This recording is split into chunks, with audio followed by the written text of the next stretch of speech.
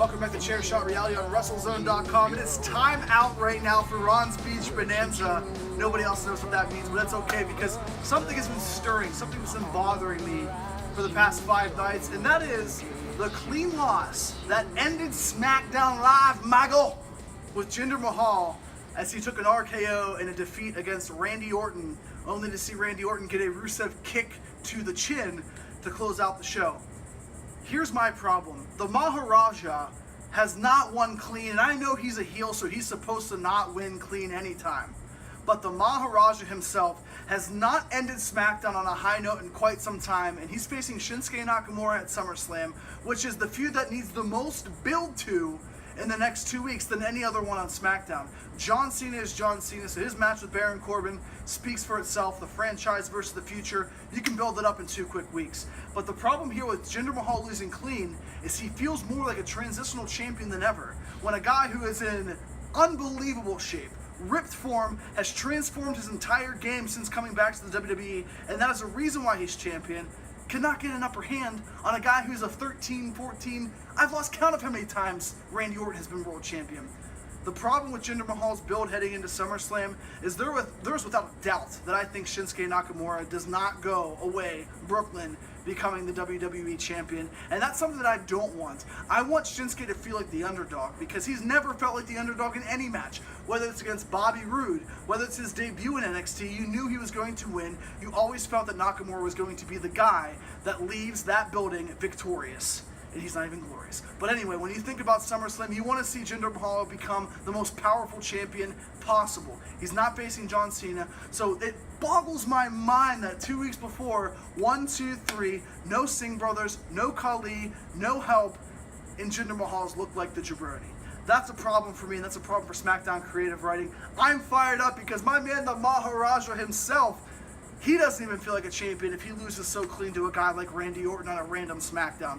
That bothers me. That pisses me off. I'm going to send it back in studio. Justin, Juice, guys, tell me your thoughts on Jinder Mahal losing clean on SmackDown.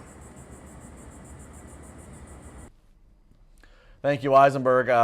It blew my mind to see Jinder Mahal lose clean to Randy Orton on SmackDown. I mean, I know that Randy's, you got to keep him. Anything can happen on SmackDown Live. That's what they're going to try to portray to you. but Jinder losing clean. I mean, I've seen some people suggest to me on social media that it was to prove the point that Jinder can't win unless he has the help of the Singh brothers. Maybe his guard's down. Well, going into SummerSlam. Well, that's been what I've said has allowed Jinder, to go from no name, losing every match to all of a sudden as champions because he did it with help as a heel should. But that match could have ended differently. If you wanted Jinder to lose, they needed to go a different way. I mean, flat out a spick and span clean like that was not. Orton got lucky. He was out of nowhere. That's just. I like the Rusev. I like the pull of the NXT. Right Rusev right at the credits. Yeah, I don't think him losing clean is that big of a deal. Again, he's got a lot on his mind. He's got a Nakamura coming in. Big time. There's a mental explanation to this. Yes, it's come on. This is how it goes. This is pro wrestling. Thank you, Dr. Phil. I did not know that we were going into the mental side of the story. He's got the King of Strong style waiting ahead of him in Brooklyn. He has not had Randy Orton's a Hall of Famer bona fide, but doesn't mean he's the Nakamura strength and capacity in the ring. So. All right. Well, speaking of Hall of Famers, Lana had a match against Charlotte this past week on SmackDown. Apparently, Lana's in the WWE Hall of Fame. I was talking about Charlotte. She's still not in the Hall of Fame. Future, eventual. Lana and Charlotte had a match talk about out of nowhere, a little bit. Had a match longer than I expected. I do think it was Lana's best job selling in this match. She loses to Charlotte, not really a surprise.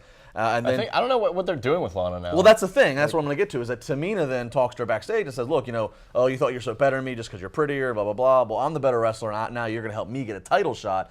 It kind of feels like we're planting the seed for something that's going to go, which I like. It's something that's going to carry out for a while with Lana.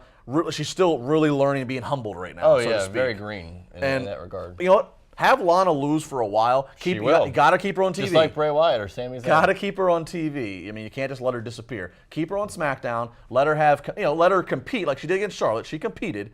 Let her compete. Don't let it be squash matches, but have her keep losing and let that go for a while because then when she finally wins, if it's a big moment, imagine if there was an all-women's Royal Rumble, which we've heard about and talked about. Imagine if she had this humbling learning experience all the way to January and then won the Rumble. How about that? You want that to happen because she's your girl.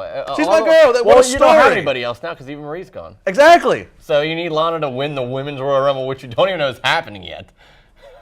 when a guy's in my position where he's losing girls, he needs the fantasy book here. We need to.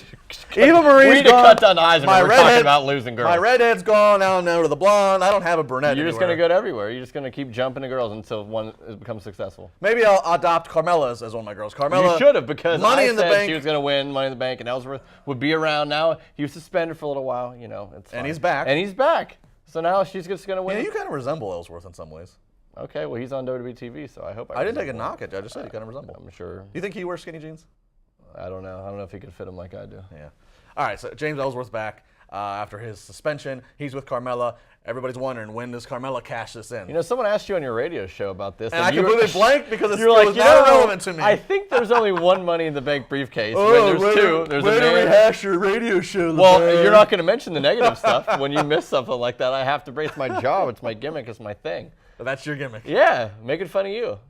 You think I'd want to dress like this and act like you? Like, no, I don't want to be like you. You don't want to wear David Allen? No. You don't want to walk the runway like that? You know, like No. October, next David Allen fashion show. Jinder Mahal's going to be walking the runway. He won't be champion.